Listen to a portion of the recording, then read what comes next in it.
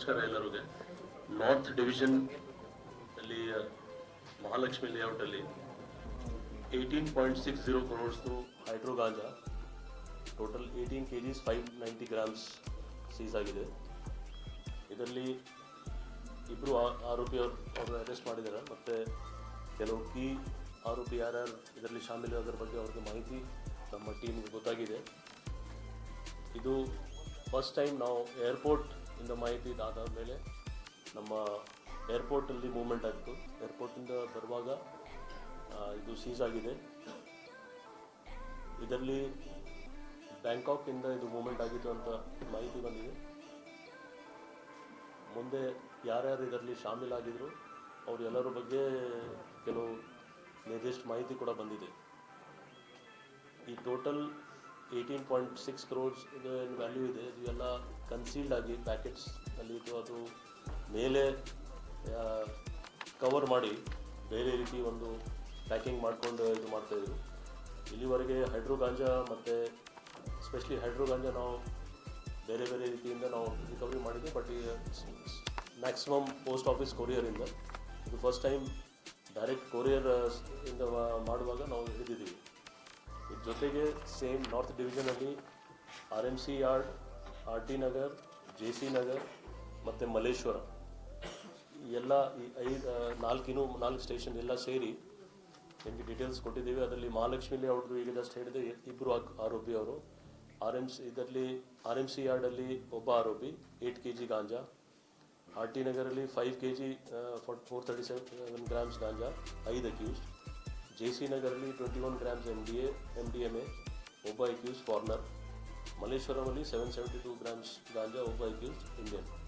So ಒಟ್ಟು 10 ಜನ accused ಮತ್ತು ವ್ಯಾಲ್ಯೂ 18.75 crores 90,000 ವ್ಯಾಲ್ಯೂ ಆಗ್ತಾಯಿದೆ. ಇದು ತುಂಬ ಒಳ್ಳೆಯ ಕೆಲಸ ಆಗಿ ಗಾಂಜಾ ಮತ್ತು MDMA ಮತ್ತು ಹೈಡ್ರೋ ಗಾಂಜಾ ನಾರ್ತ್ ಡಿವಿಷನ್ದು ಅವ್ರು ತುಂಬ ಶ್ರಮಪಟ್ಟು ಅವರು ಇದು ಮಾಡಿದ್ದಾರೆ. ಅವರು ಅದಕ್ಕೆ ನಾವು ಈ ಎಂಟೈರ್ ಈ ಟೀಮ್ಗೆ ಒಂದು 50,000 ರಿವಾರ್ಡ್ ನಾವು ಘೋಷಣೆ ಮಾಡ್ತೀವಿ. ಫಸ್ಟ್ ಹುಲಿಮಾವು ಸ್ಟೇಷನ್ದು ನಮ್ಮ ಎಲೆಕ್ಟ್ರಾನಿಕ್ ಸಿಟಿ DCP ಅವರು ಒಳ್ಳೆ ಕೆಲಸ ಮಾಡಿ 3 ಹಂತದಲ್ಲಿ ಟೋಟಲ್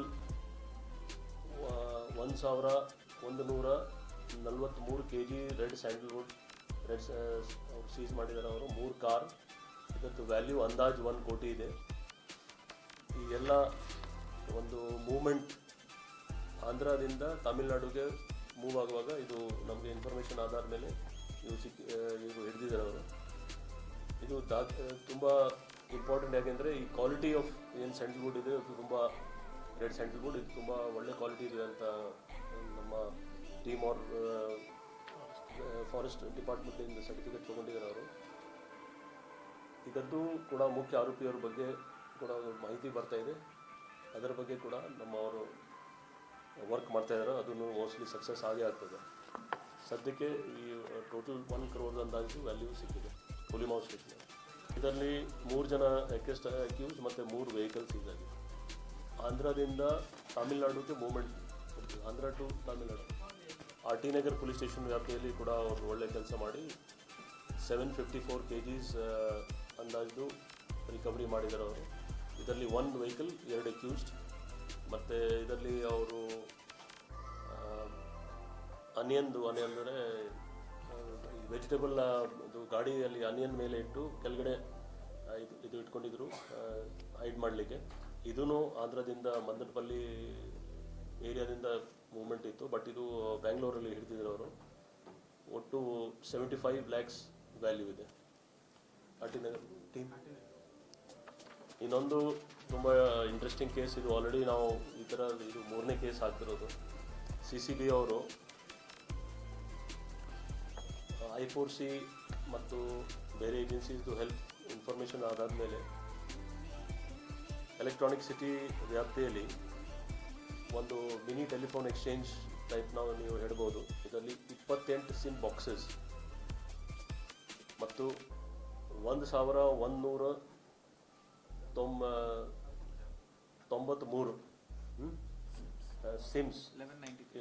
ಸಿಮ್ಸ್ ಅಂದರೆ ಬೇರೆ ಬೇರೆ ಕಂಪ್ನಿದು, ವಿಶೇಷವಾಗಿ ವೋಡಾಫೋನ್ದು ಸಿಮ್ಸ್ ಅದು ಯೂಸ್ ಮಾಡೋದ್ರ ಜೊತೆಗೆ ಒಂದು ವಿಷಯ ಪ್ಲಸ್ ಒಂದು ಲ್ಯಾಪ್ಟಾಪ್, 3 ರೌಟರ್ಸ್ ಮತ್ತು ಕ್ಯಾಮ್ರಾಸ್ ಆ್ಯಂಡ್ ಬೇರೆ ಬೇರೆ ಡಾಕ್ಯುಮೆಂಟ್ಸ್ ಎಲ್ಲ ಅಂದಾಜು 40 lakhs ವ್ಯಾಲ್ಯೂ ಇದೆ.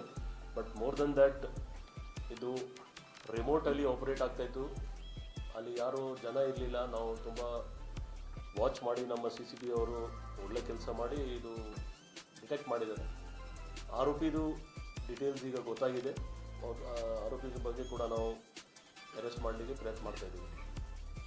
ಇದರಲ್ಲಿ ಫೈನಾನ್ಷಿಯಲ್ ಫ್ರಾಡ್ ಕೂಡ ಆಗಿರಬಹುದು, ಪ್ಲಸ್ ರೆವಿನ್ಯೂ ಲಾಸ್ ಕೂಡ ಆಗಿದೆ ಟೆಲಿಕಾಂ ಕಂಪ್ನೀಸ್ಗೆ. NCRP ಪೋರ್ಟಲಲ್ಲಿ ಕೆಲವು ಕೇಸಸ್ ರಿಜಿಸ್ಟರ್ ಆಗಿದೆ. ಮತ್ತು ಈ ಸಿಮ್ಸ್ ಯಾವ್ಯಾವ ಯೂಸ್ ಆಗಿದೆ ಅದರದ್ದು ಡೀಟೇಲ್ಸ್ ತೊಗೊಂಡು ಬೇರೆ ಕಡೆಯಲ್ಲಿ ಕೇಸ್ ರಿಜಿಸ್ಟರ್ ಆಗಿದೆ, ಅದು ನಾವು ನೋಡ್ತಾ ಇದ್ದೀವಿ. ಸೊ 2 ಭಾಗ ಇದೆ, ಒಂದು financial fraud plus revenue loss to the telecom companies.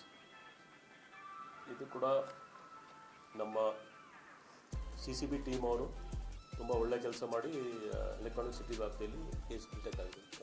CCB team ಇದರಲ್ಲಿ ಯಾರೂ ಸಿಕ್ಕಿಲ್ಲ. ರೂಮ್ ಲಾಕ್ ಇತ್ತು, ನಮ್ಮವರು ಮಾಹಿತಿ ಆಧಾರದ ಮೇಲೆ ಮಾಡಿದ್ರು.